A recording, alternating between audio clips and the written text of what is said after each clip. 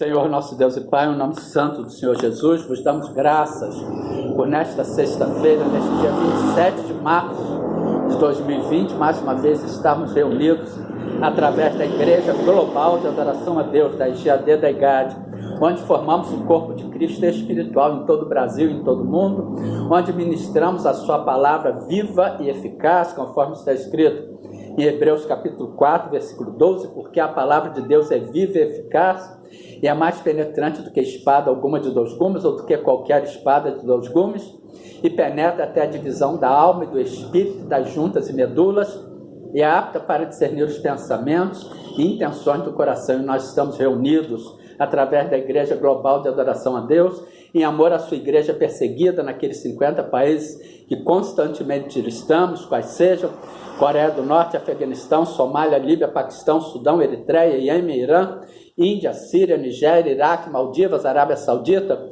Egito, Uzbequistão, Mianmar, Laos, Vietnã, República Centro-Africana, Argélia, Turcomenistão, Mali, Mauritânia, Turquia, China, Etiópia, Tajiquistão, Indonésia, Jordânia, Nepal, Butão, Cazaquistão, Marrocos, Brunei, Tunísia, Catar, México, Quênia, Rússia, Malásia, Kuwait, Omã, Emirados Árabes Unidos, Sri Lanka, Colômbia, Bangladesh, territórios palestinos e Azerbaijão.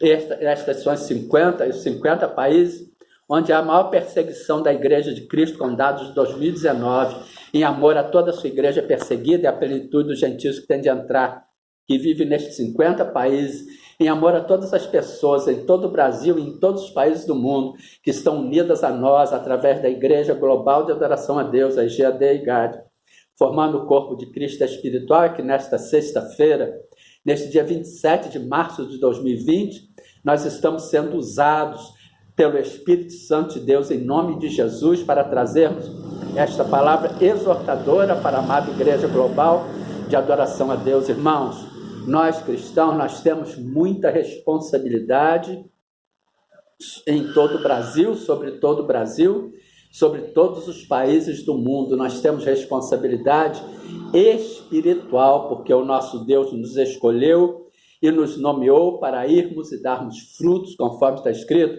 no Evangelho de João, capítulo 15, versículo 16. Não me escolhestes vós a mim, mas eu vos escolhi a vós, todos nós, e vos nomeei para que vades e deis fruto, e o vosso fruto permaneça, a fim de que tudo quanto em meu nome pedis ao Pai, Ele vô-lo conceda. Se nós temos uma grande responsabilidade de darmos fruto no nosso lar, na nossa família, nas nossas relações, na nossa parentela, em todos os locais onde o nosso Deus nos colocar, e praticarmos o ide por todo o mundo e pregarmos o Evangelho a toda criatura, conforme está escrito no Evangelho de Marcos, capítulo 16, dos versículos 15 ao 20, e disse-lhes: ide por todo o mundo e pregai o Evangelho a toda criatura. Quem crer e for batizado será salvo, quem não crer será condenado. Estes sinais seguirão aos que crerem. Em meu nome expulsarão demônios, falarão novas línguas, pegarão nas serpentes, e se beberem alguma coisa mortífera, não lhes fará dano algum, e porão as mãos sobre os enfermos e os curarão. Ora, o Senhor, depois de lhes ter falado, foi recebido nos céus e assentou-se à direita de Deus. E eles, tendo partido, pregaram por todas as partes, cooperando com eles o Senhor, confirmando a palavra com os sinais que se seguiram. Amém. E hoje esta responsabilidade é nossa, irmãos. Nós que fomos escolhidos e nomeados por Deus para praticarmos o ide por todo o mundo e pregarmos o Evangelho a toda criatura. Nós que fomos escolhidos e nomeados por Deus para irmos darmos fruto. O Senhor Jesus já esteve aqui neste mundo como homem, como carne, como sangue, como Deus. Os apóstolos, os discípulos já estiveram aqui neste mundo também. Hoje eles fizeram cada uma a sua parte. Hoje esta responsabilidade é nossa. Nós que somos cristãos, nós temos uma responsabilidade muito grande. É por isso que eu, às vezes, o Espírito Santo de Deus me usa, me exorta para cobrar dignidade, para cobrar celeridade, para cobrar responsabilidade de todas as denominações no Brasil e no mundo. Eu não estou perseguindo ninguém, eu não estou falando mal de denominação, mas nós temos que fazer a separação entre o joio do trigo, entre os falsos apóstolos, os falsos profetas e os verdadeiros, aqueles que estão verdadeiramente envolvidos, verdadeiramente empenhados na prática do ID, mas de acordo com a palavra de Deus. Tanto que nós não estamos julgando ninguém, pois o Senhor Jesus, quando esteve aqui neste mundo, ele também fala que ele não veio para julgar o mundo, mas sim para salvar o mundo. E o nosso interesse não é julgar, não é condenar ninguém, porque nós também somos falhos, amados. Mas nós temos que cobrar um evangelho célere, um evangelho sério, um evangelho de responsabilidade, e não um evangelho como comércio, não um evangelho para se oferir lucros, para se oferir riquezas, para transformar o evangelho em mercadoria, para vender, negociar com a palavra de Deus, com o nome de Jesus. Não.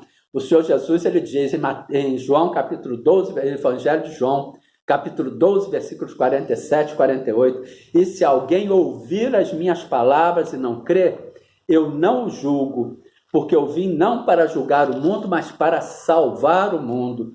Quem me rejeitar a mim e não receber as minhas palavras, já tem quem o julgue. A palavra que tenho pregado, esta o há de julgar no último dia. Portanto, quando nós estivermos face a face com o Senhor Jesus, segundo aos Coríntios, capítulo 5, versículo 10, que todos devemos comparecer ante o tribunal de Cristo, para que cada um receba segundo o que tiver feito por meio do corpo, ou bem ou mal. Eclesiastes, capítulo 12, versículos 13 e 14. De tudo que se tem ouvido, o fim é: teme a Deus e guarda os seus mandamentos, porque este é o dever de todo homem, porque Deus há de trazer a juízo toda obra e até tudo que está encoberto, quer seja bom, quer seja mal. Eclesiastes capítulo 12, versículos 13 e 14. E é uma exortação também, irmãos. Não adianta nós taparmos o sol com a peneira.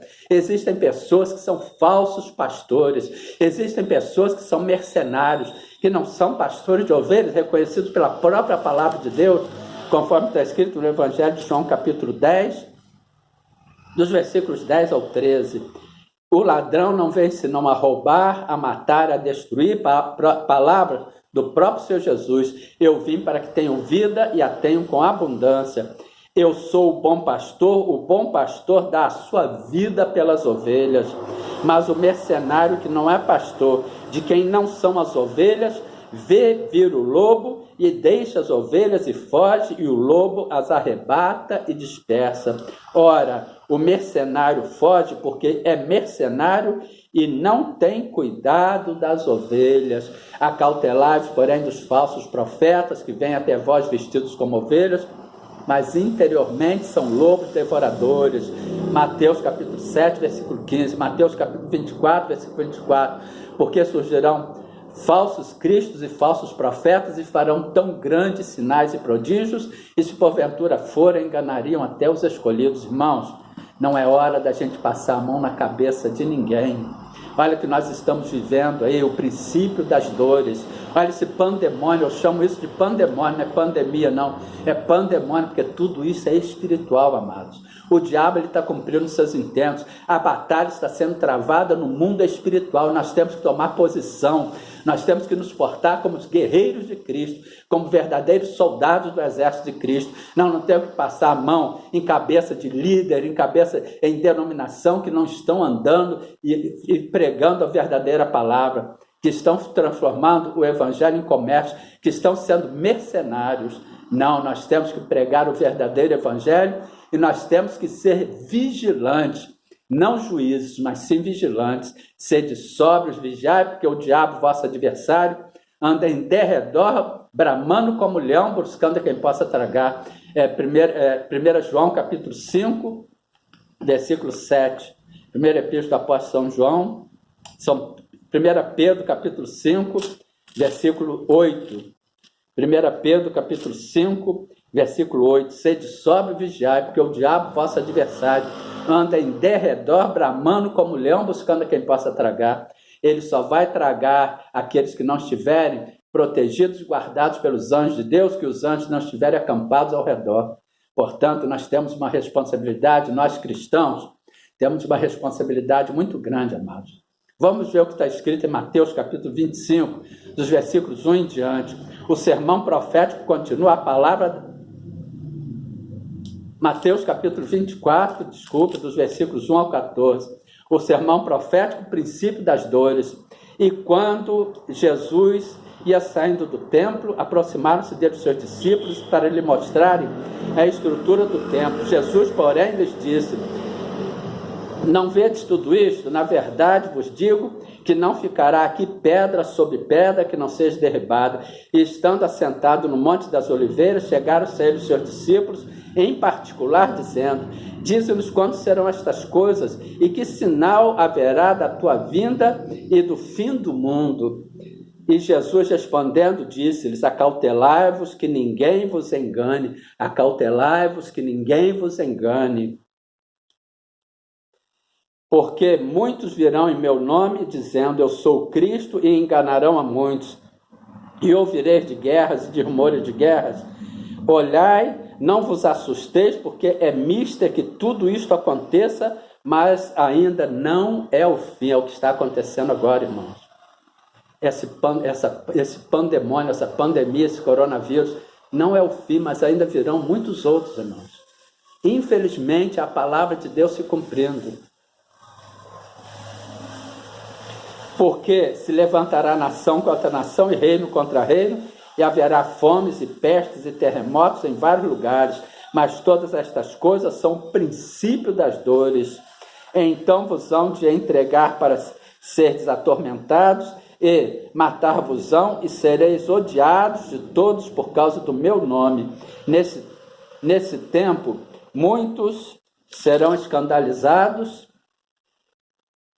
e trair-se-ão uns aos outros, e uns aos outros se aborrecerão, e surgirão muitos falsos profetas, e enganarão a muitos. E por se multiplicar a iniquidade, o amor de muitos esfriará. É o que nós estamos vendo aí. As pessoas estão olhando umas às outras como se fossem inimigos. Isso é obra do diabo, irmãos.